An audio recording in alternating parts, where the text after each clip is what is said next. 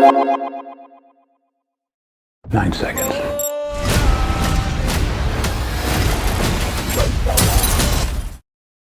Hey everybody, it's me, and welcome to my review of Equalizer 3. So, I have to tell this story too, really quickly. Do you like this sound? Nobody does, but an 8-year-old girl who was sitting in front of me was doing that with her water bottle in the middle of a super quiet, super intense, wicked scene. And the dad, do you know what he said to her? Nothing. How do you not do something about that with your child? So Equalizer 3 is the third installment of the Equalizer series, starring Denzel Washington, who once again knocks it out of the park. I honestly, looking back, I don't ever think I've seen a Denzel Washington where he looks like he phoned it in or he didn't really care. He gives 100% every project that he does, and this is absolutely no exception whatsoever. So the first Equalizer movie was amazing. It was actually a lot of fun. It wasn't technically like the best film and so on and so forth, but it had so many good elements and it was really successful. I actually love the movie. I just watched it the other day just to kind of catch up to where I was for watching Equalizer 3, and it did not disappoint. Super violent, great story, characters you could relate to, and of course that kind of revenge and sticking up for the little people was just something that a lot of people appreciated, which is why, of course, it got a sequel and now the third one. Antoine Fuqua is at the helm again, and he again knows what he's doing. He has a vision, it's clear, and I think this movie, Equalizer 3, was even better than 1 and 2, I think by far. It seemed very focused and very mature in kind of telling the story that he wanted to tell, and I appreciated that a lot. Especially when you consider that a lot of times when action movies, you get sequels, they're just trying to do bigger and better and so on and so forth. This didn't do that. This actually took a lot of time in building that relationship that he has with this community that he's in. And it's not just like 1 or 2 people, it's everybody. Like in the first one, obviously, you had Chloe that he was kind of connected to. In the second one, you had the artist, struggling kid.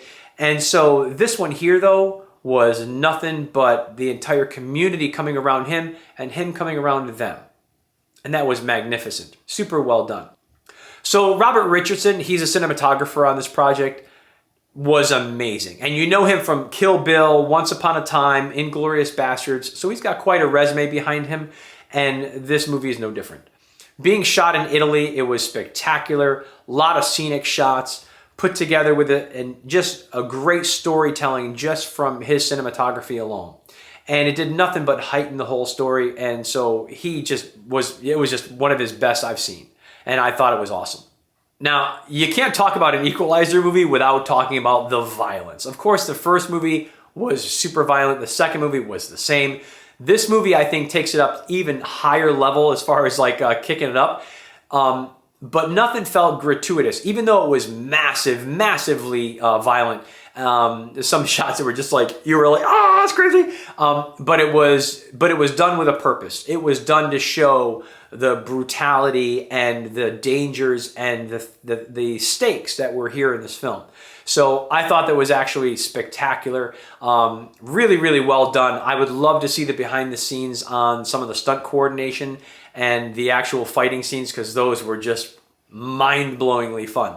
And even, again, going back to the cinematographer, some of the aftermath where he got to go, like the camera was going through those scenes where he had already been, just hinted and showed the brutality of everything, and it just, it was great. If you don't like ultraviolet movies, then you're not going to like this, but I can't imagine. You're listening to this review, so obviously you're okay with that.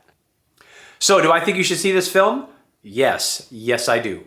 Try to go see it in the theaters. It's awesome to see. The cinematography, the sound, the design of that, everything was spectacular. It was really well done. And I think that for sure it's the best in the trilogy. I love how they took their time. I love how they built that care so that you could feel connected with both Denzel's character and also the people around him. And the stakes were high, and it meant a lot. As a closing note, I also thought it was spectacular that they didn't try to go bigger and better towards the end. they just made it great. They just made it solid. They didn't try to do so many things that were over the top that you roll your eyes and you're like, okay, that's all right, a little too much there. They didn't. They kept it within the constraints of the world, and they just knocked it out of the park in just that storytelling. It was spectacular. So I'm going to give it an 86. I think that's a super, super solid score. Definitely worth going to see. And if you don't catch it in theaters, make sure you catch it when it comes out. Thanks for stopping by. I hope you enjoy this, and we'll catch you next time.